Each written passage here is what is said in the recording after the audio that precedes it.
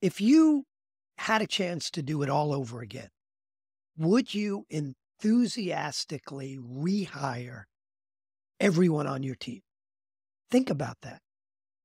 If you are the, I don't know, 1 in 10, 1 in 20 people that answer yes to that, you would absolutely rehire everyone on your team, then congratulations.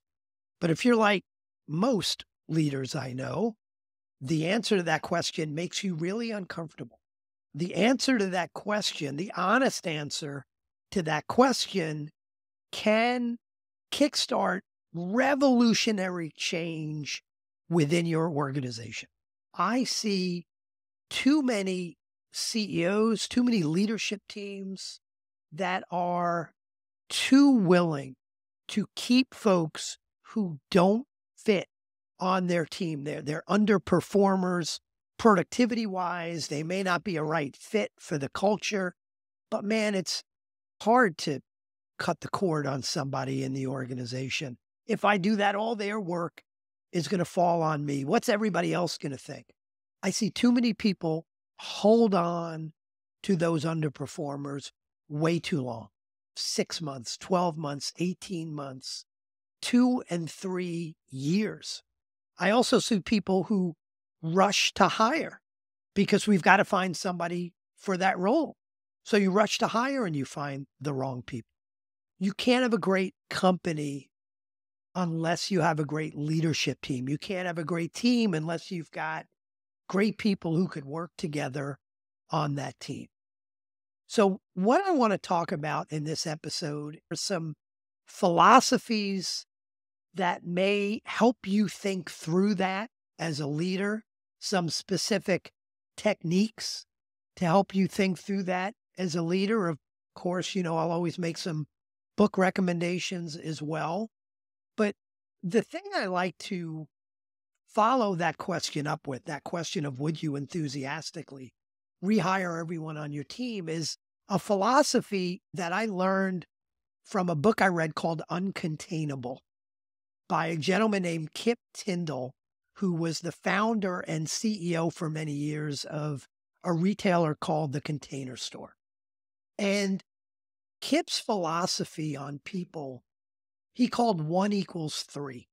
1 = 3 says that one superstar, one A player, equals the productivity of 3 mediocre performers. 1 = 3. And when I talk to leadership teams about that, I typically get not only quick head nods that that's true, but people believe for some, and I've seen for some positions, it's more than 1 = 3. It's 1 = 5. It's 1 = 10. It's 1 = 20. If you're talking about a member of the leadership team that impacts so many people, cascading down through the organization, impacts your clients, impacts your vendors. If you're talking about a leader of leaders, absolutely believe 1 = 3 is not even close. It's 1 = 10 or 1 = 20.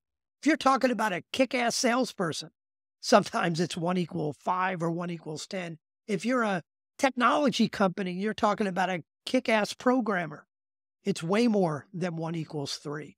But let's assume it's 1 = 3. That means you could pay your superstars double and still get a much better return on investment than having mediocre performers. I also have organizations that think they should shoot for a bell curve. Well, we can only handle so many A players, and then we should have, we're always going to have some Bs and we're always going to have some Cs. It's kind of like a bell curve. And we shouldn't set a goal of having any more than 20%, 25% A players. To me, that's insane. I get that it's hard. I get that right now you might have 10 or 15% A players. But to say we can't support, we shouldn't try to have more than 20, 25% A players is a joke. And I hear it very often, and I hear it for a few reasons. One reason I hear is just because it's really hard to find good people. Of course it is. So work hard and find good people. And I'll talk on this podcast about some of the ways to do that. But the other thing I hear is, well, we can't have all A players. Then they'd all want a promotion. They'd all want raises. Well, two things there. Number one, not every A player is looking for a promotion. I know a whole bunch of, A player accounts payable clerks and accounts receivable clerks. Well, I'm lying. I don't know a whole bunch of them, but I know of a whole bunch of them.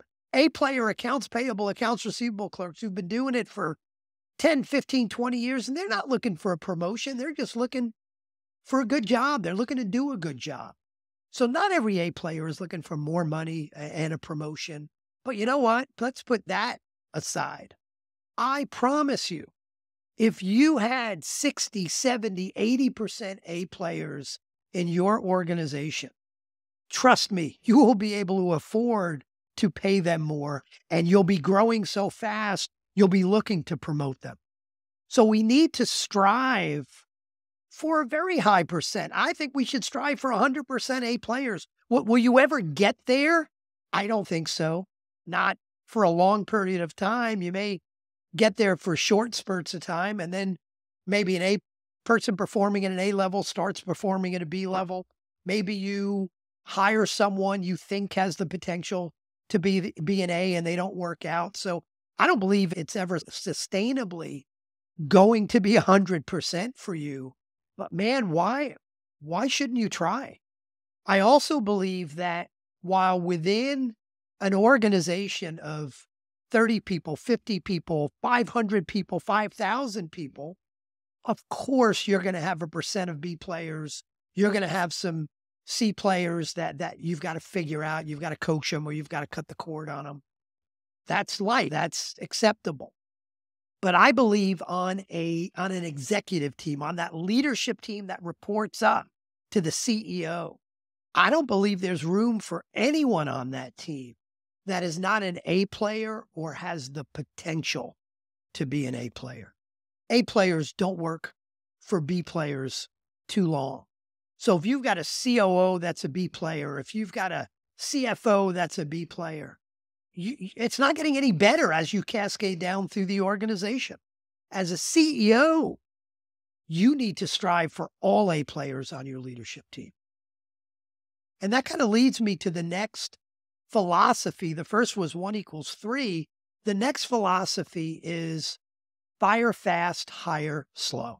Now, I know I'm stealing that from somewhere. I don't remember where. It may be from multiple places. I hope it's from multiple places because I learned actually a few months ago, I was listening to a speaker who said, if you steal from one person, that's called plagiarism. If you steal from 10 people, that's research. So this is research. I hope I'm stealing it from 10 people, but the philosophy is fire fast and hire slow. And that sounds heartless, right? The fire fast side sounds heartless. The hire slow side sounds like a bad strategy, right? Why am I going to take my time in hiring people? Well, what most organizations do is they do the opposite of fire fast, hire slow. They hire fast and fire slow. And here's the way that tends to work. I've got someone on my team, hypothetically, I've got someone on my team that's just not performing. They're performing at a C level. They're not living the culture. They're not hitting their goals. But man, if I let that person go, if I coach them, cut the cord, send them off to go work for the competition, all of their work is going to fall on me and other people. And man, right now we're just too busy. So I know at some point I've got to make that hard decision, but I got to wait till things calm down. You ever say that? I got to wait till things calm down, and then they never calm down. Well, 6 months later, things haven't calmed down and that person's still a problem. And 9 months later and 12 months later, and finally, a year and a half later, I've had enough. Fire that person. They're gone. I can't take any more. So I fire them. And now I've got to rush to hire someone because someone's got to get their work done. So I rush to hire. I fire slow, hire fast, and now I make the same damn mistake that I made before. So we want to fire fast and hire slow. Now, fire fast doesn't mean you're heartless. Fire fast doesn't mean you don't coach them first. Absolutely, folks deserve coaching. They're human beings. They deserve, you hired them. You should feel some responsibility to take care of them, but you can't make a story out of an underperformer for 6, 9, 12 months. I also believe the reason why Fire Fast is not heartless is I truly believe that everyone could be an A player somewhere. And as long as you're keeping them here where they're not at that level, you're not only hurting your organization, you're actually hurting them. So that's the second philosophy: fire fast, hire slow. And now I want to talk about a few tactics, and I'm sure on later shows we'll talk about a whole bunch more, but I want to share a few. And the first one is one of the ways you can ensure you can feel more comfortable firing fast and hiring slow is by creating a virtual bench. The reason why people don't fire fast and hire slow is because it's so hard to hire people. And when they cut the cord on somebody within their organization, now all of a sudden they say, oh my God, now we got to put a job posting on Indeed. We got to put a job posting on LinkedIn. Let's call some of those recruiters we haven't talked about in a while. And man, it's 6, 9 months you're trying to find the right person. Well, creating a virtual bench is the idea of digging the well before you're thirsty. It is always looking for people. The best method that I've heard and that I coach my clients to use is for you and everyone on your team, very simply make a list right now of 10 people you know and trust, who know, like, and trust you. Some of them could be in your industry. They don't all have to be in your industry. But make a list of those folks and one at a time call them and say, hey, you know how important my company is to me. And I think you know that we've got plans for incredible growth. Who's a superstar? Who's an A player you know that I need to talk to?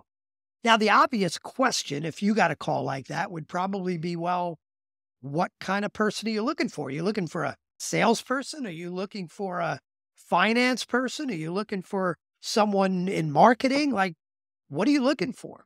And I believe your answer should be, well, we're looking for everybody. That's good. We've got, aggressive growth plans. At some point, we're going to need salespeople. We're going to need finance people. We're going to need product development people. We're going to need marketing people. We're going to need technology folks. It's not about a specific job need. I need to talk to superstars, potential A players. And then you'll get some recommendations. And when you do, you're not interviewing them for a job necessarily. If they're superstars, they're probably pretty happy where they are right now. A lot of A players, a lot of superstars are pretty happy with their job. They're being treated well. They're doing well. They're being challenged. So they may not have a need right now. But when you talk to them, you have a cup of coffee with them or a virtual cup of coffee with them, they may not have a need for you. You may not have a need for them right now. Pretty likely the case. But you want to talk to them and you want to get to know them and you want to find out if it is someone you'd love to work with in the future. And what you want to do is start a relationship and then put them on your list to follow up with them every 2 or 3 months. Just check in. How's it going? Let me give you an update on my business and what's going on by you. And at some point, they're going to hit the limit on what they can do in the company they're with, or something's going to change in the company they're with and they're not going to be happy anymore. Or you didn't have a need for them 9 months ago, but now you've got a need for them. So it's about keeping those relationships. And if you and your leadership team set a goal of, hey, let's add 2 people per quarter, which is not aggressive at all. Let's add 2 people, each one of us add 2 people per quarter to our virtual bench. Very quickly, that virtual bench is going to grow. It's not going to help you hire your CFO tomorrow. But inside of 6, 9, 12 months, all of a sudden, you've got this amazing virtual bench. And when you have a need, the first place you're going to go is your virtual bench. And by the way, what do you think the very last question when you have that virtual or physical cup of coffee with this superstar that was recommended to you by someone you know, what do you think the last question you ought to ask them is? It's, hey, who do you know that's a potential superstar? Build that virtual bench. Again, don't be impatient. I know it's not going to help you hire someone tomorrow, but the longer you go without building that virtual bench, without using networking and your relationships to find the right people, the longer you go, the harder it's going to be to scale your business. The biggest thing that holds leaders back from scaling their business is an inability to find the right folks. So do what you need to do to find the right folks. It's not Indeed. It's not LinkedIn. It may not be a recruiter. It's about your relationships. And I'll kind of wrap up the episode by by recommending a book that I love that talks about some of this and a whole bunch more.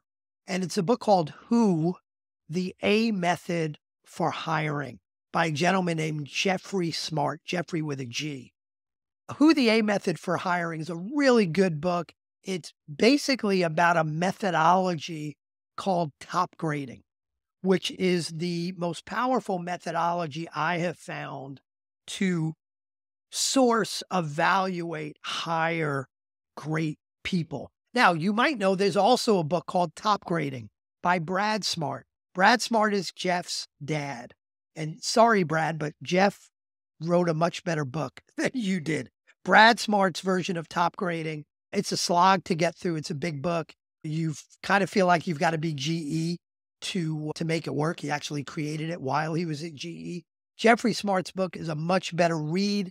And it's also geared a little bit more towards businesses that are not multi-billion-dollar businesses that can go do this. And they talk about sourcing candidates. He gets very prescriptive in the book about, how you screen candidates, something they call the top grading interview, a technical interview. My clients for years have used that methodology, and it's just really, really powerful. So if you haven't read that book, buy it. So just to summarize before I sign off, and again, I'm sure we will have many, many more shows about finding the right people. In fact, I've got a guest coming up that is an expert in top grading that we'll talk to. But just remember that question we started with. Would you enthusiastically rehire everyone on your team? Honest answer to that is going to kickstart so many powerful things within your organization. Remember, 1 equals 3. 1 superstar equals the productivity of 3 mediocre performers. Like I said, in some cases, it's 1 equals 5, 1 equals 10, 1 equals 20. And remember, start today building that virtual bench. Hope that was helpful. Look forward to talking to you all again soon.